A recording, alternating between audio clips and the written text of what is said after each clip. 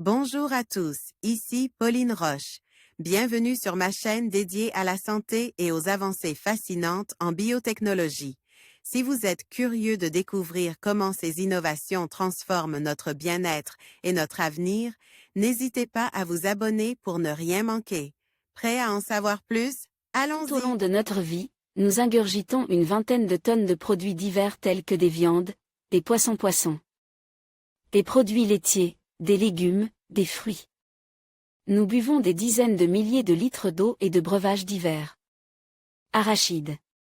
Forwimui 73, CCO. Tous ces aliments passent dans notre corps, par près de 10 mètres d'intestin qui récupèrent les nutriments.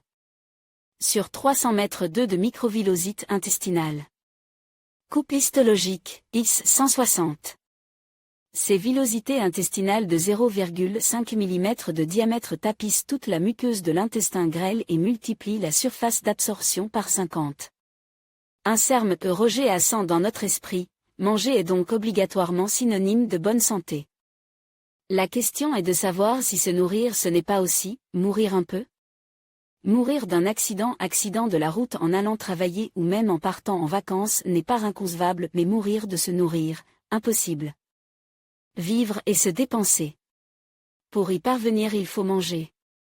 Pourtant, certains des agents pathogènes qui peuvent se retrouver dans les aliments seraient capables de clouer au sol, en quelques heures, les plus dynamiques d'entre nous.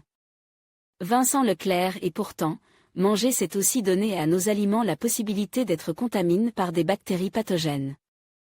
Pathogènes, des virus, des protozoaires ou de nombreuses autres molécules toxiques que notre environnement génère. Que nous, humains, générons.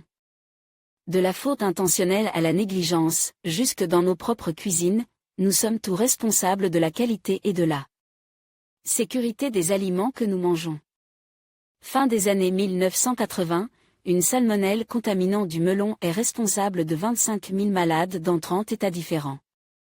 Arnaud Bridier, Florence Dubois-Brissonnet, plateforme Mima 2, Micali, Massy, INRA à une époque où la Terre compte près de 7 milliards d'habitants et où il faut bien nourrir tout le monde, et tandis que quelques milliards de tonnes de nourriture sont produites chaque année, à l'heure où la mondialisation est tellement enrichissante, où elle rend certains entrepreneurs si imaginatifs, où les plus riches font avancer leurs véhicules avec la nourriture des plus pauvres, il y a fort à parier qu'il faudra redoubler d'efforts pour que manger puisse continuer à être un acte, d'apparence, anodin.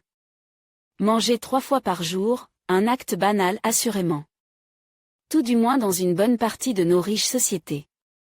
Mais sûrement pas anodin. Plus la promiscuité augmente et plus le risque de contamination entre individus est important. Bertrand Nicolas INRA. Pour autant, la qualité microbiologique de nos aliments n'a probablement jamais été aussi bonne, autant surveillée.